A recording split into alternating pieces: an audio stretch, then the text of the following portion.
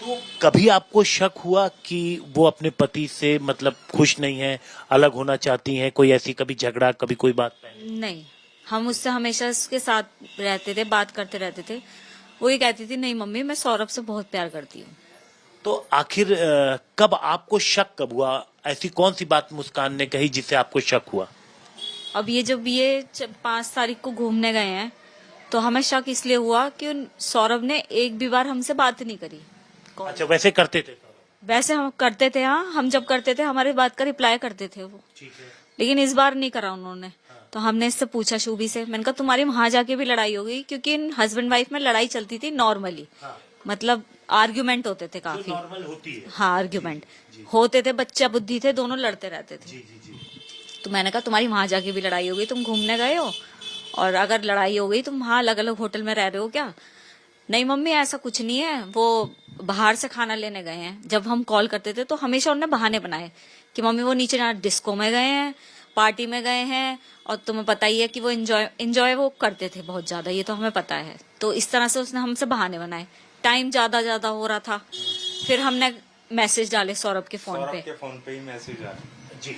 सौरभ के मैसेज डाले कि जी हमसे कांटेक्ट करो, आपकी बेटी परेशान हो रही है, आपसे बात करना चाह रही है।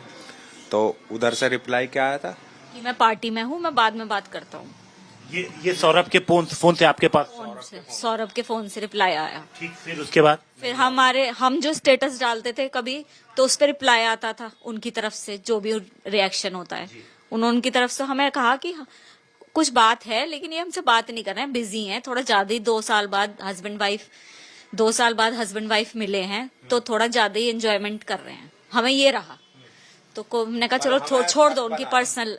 शक तो मेरे को बना रहा कि जी कुछ गड़बड़ तो हुई है, कुछ गड़बड़ तो? लेकिन लड़ाई की कि आपस में लड़ाई हुई ऐसा है। कुछ है, ऐसे कुछ नहीं। तो फिर उसके बाद ऐसा कुछ है, ये कब आपको शक हुआ? जब वो लोग वापस आ गए? नहीं ऐसा कुछ है ये तो कभी शक कर ही नहीं सकता, कोई नहीं कर सकता कि एक मिडिल क्लास फैमिली की लड़की ऐसा कर सकती है, वो कोई नहीं सोच तो सकता। फिर क्या हुआ, कैसे? ये जब आ गए 17 तारीख को तो रात को आए थे। 18 तारीख के 12 बजे ने मेरे को फोन करा, मम्मी मेरी पीहू से बात करवा दो। यानी कल सुबह ठीक है। मैंने पीहू से बात करवाई, बात करी, फिर मैंने करी। ये टेंशन में दिख रही थी, इसका चेहरा उतरा हुआ था, रो रही थी। वीडियो कॉल पे बात हो रही? वीडियो कॉल पे बात हो रही थी, रो रही थी। मैंने कहा बेटा क्या हुआ है, तेरी लड़ाई हुई है सौरभ से? कह रही हाँ मम्मी। तो मैंने कहा क्या बात हुई है, कुछ मिसअंडरस्टैंडिंग हुई है तो बताओ। तो कह रही मम्मी मैं घर पे आके बताऊंगी, यहाँ नहीं बता रही। यहाँ पे उसने इशारा करा, यहाँ सौरभ है, ऐसे करके इशारा कर दिया। मैंने कहा ठीक है तू घर आ जा।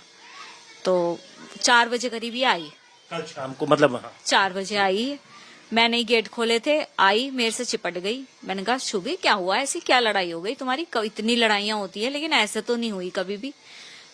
कह रही मम्मी सौरभ जो है नहीं रहे। मैंने कहा पागल हो रही है तू, दिमाग चल गया? कह रही नहीं मम्मी सच कह रही हूँ मम्मी, सौरभ नहीं रहे, सौरभ नहीं रहे। मैंने कहा नहीं कुछ बताओ बेटा। तो उन्होंने कहा कि मम्मी उसके घर वालों ने उसे मार दिया मेरे सामने। मैंने कहा अच्छा तू छोटी बच्ची है, तेरे सामने मार दिया और तूने कुछ नहीं करा? ऊपर भी रहते हैं रेंट पे, नीचे भी रहते हैं, काम होता रहता है बेकरी में, तेरे को बिल्कुल अंधी थी क्या? कह रही मम्मी उन्होंने मेरे गर्दन पे भी चक्कू लगा दिया था, उनके घर वाले आए थे मारने के लिए। उसने ये हमें कहानी सुनाई, मैंने बिलीव नहीं करा। इन्होंने थोड़ा ऐसा दिखाया फेवर कि हाँ हम तेरी बात पे बिलीव कर रहे हैं। अच्छा, आप भी थे? जी मैं भी था। तो आपने बिलीव दिखाया? मैंने उसे बिलीव में लिया, पर मेरे को विश्वास नहीं हो रहा था, इसलिए मैं दिखाना चाह रहा था मैं तेरी तरफ हूँ। मैंने उसे विश्वास में लिया, पर वो झूठ बोलती रही, मेरे को विश्वास नहीं हो रहा था मेरे को भी। फिर मैंने कहा बेटा तुम फंस गए हो, अब मेरे संग चलो थाने चलने। ये भी थी मैं भी था। मैंने बीच में स्कूटर रोका, मेरे दिमाग में आई कि मैं कुछ और कहूँ इससे। मैंने उससे कहा कि बेटा जो तुमने कुछ गलत भी करा है ना, तो मैंने हमेशा से तेरा साथ दिया है और अब भी दूंगा तेरा साथ। तू मुझे हकीकत बता दे क्या हुआ है, क्योंकि तू जो बता रही है विश्वास नहीं है। वो परिवार अपने बेटे को मारेगा? तो इसने कहा कि मैंने मारा है और मेरे दोस्त ने मारा है। तब ये सच बोल गई मेरे से। उसके बाद फिर मैं इसे थाने ले गया। मतलब एक माता पिता अपनी बेटी को लेकर के खुद थाने गए? जी थाने गए तो वहाँ पर क्या कुछ बात हुई? कौन सा थाना था? ब्रह्मपुरी थाना। ब्रह्मपुरी। तो वहाँ पर कौन पुलिस वाले थे, क्या हुआ वहाँ पे, आपने क्या बोला? हमने जाते ही सारा मैटर समझाया, मैंने इससे ही बताया। बुलवाया जी। मैंने नहीं बोला था, शोभी ने खुद बता दिया कि ऐसे ऐसे मैंने अपने दोस्त के साथ मिलकर 4 तारीख को अपने हस्बैंड को मार दिया है। जो ये लड़का है साहिल, ये पहले पढ़ता था साथ में? 8th क्लास में ये क्लास फेलो थे, 8th में, और 2019 में ये सोशल मीडिया पर टच में आए दोबारा से? हाँ, और ये बात सौरभ को पता थी।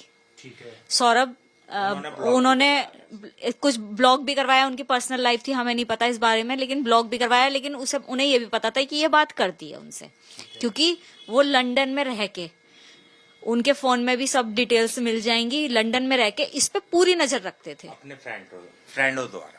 अच्छा, अपने दोस्तों के द्वारा? हाँ, इस पर नजर रखते थे। एक बार उन्हें सब कुछ शक हुआ होगा तो इसे फोन करके कह रहे हैं कि तुम रूम पर जाओ उसके, मुझे ठीक नहीं लग रहा।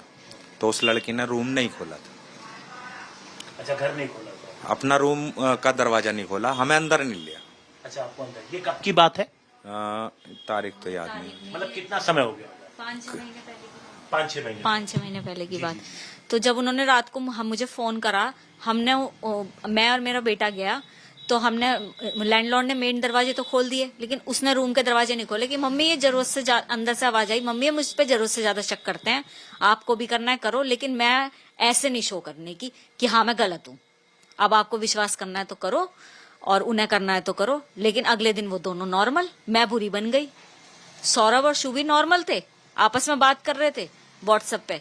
मेरा को गुस्सा इसलिए आया क्योंकि उनने मेरे लिए दरवाजे नहीं खोले, क्योंकि हमारा तो दिमाग में शक जाएगा ही। उसने मेरे लिए दरवाजे नहीं खोले, और अगले दिन सौरभ और शुभी बात कर रहे थे। मैंने बल्कि सौरभ से ये कही फिर फोन पे, मैंने कहा सौरभ तुम दोनों एक हो जाते हो, पेरेंट्स को बुरा बनवा देते हो, अब मैं आप तुम्हारे कहने से नहीं जाने की हूँ, अब आप अपनी प्रॉब्लम्स खुद सॉल्व करना। सौरभ अपनी फैमिली से संपर्क में था या नहीं?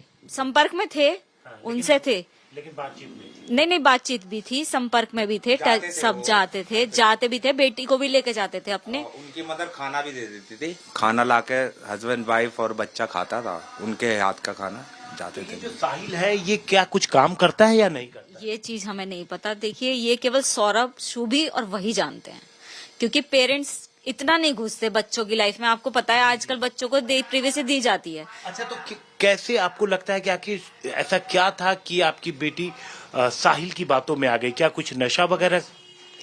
2 साल से जब सौरभ यहाँ नहीं थे, लंदन में थे, इन्होंने, वो खुद बहुत नशे करता है लड़का, देखने में ही पता चलता है कि वो कैसा है। उसने इसे पहले धीरे धीरे दिए हैं नशे। हमें भी फील होता था कि एक बच्चे का 2 साल में इतना वेट कम कैसे हो गया। तो हमारे दिमाग में ये, मैं सौरभ से कहती, मैं सौरभ तुम्हारे याद में ये इसने 10 किलो वेट कम कर लिया है। तो कह रहा हाँ, उन्हें भी यही लगा कि ये मेरी वजह से हो रही है, लेकिन वो नशे कर रही थी।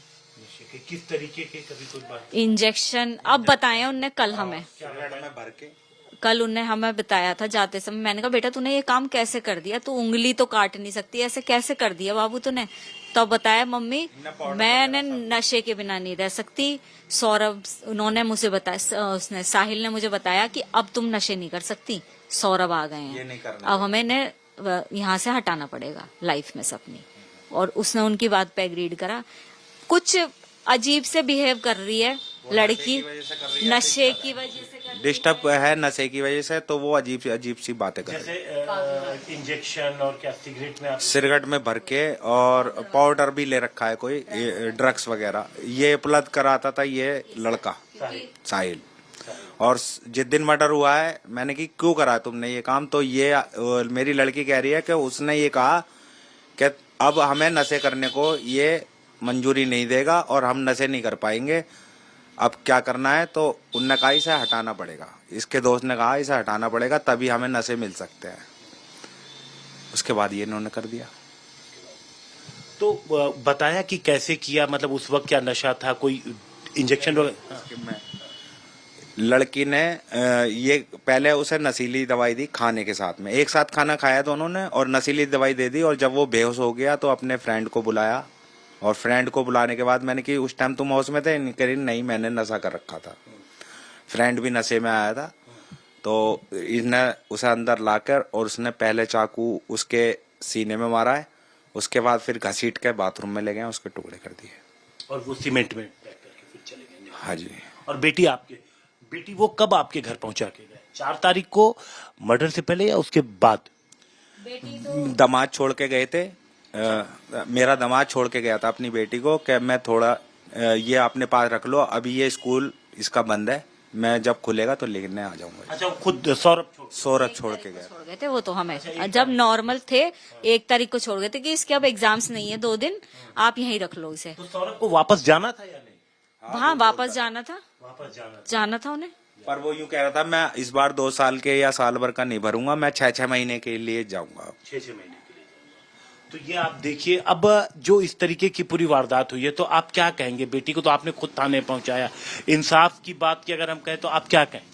मेरे दामाद को इंसाफ मिलना चाहिए जी, और ये लड़की मतलब समाज में रहने लायक नहीं है, और इसने अब जीने का हक भी खो दिया, इसे फांसी होनी चाहिए। अपनी बेटी के लिए फांसी, जिसे आप इतना प्यार करते थे? अब नहीं करता, उसे फांसी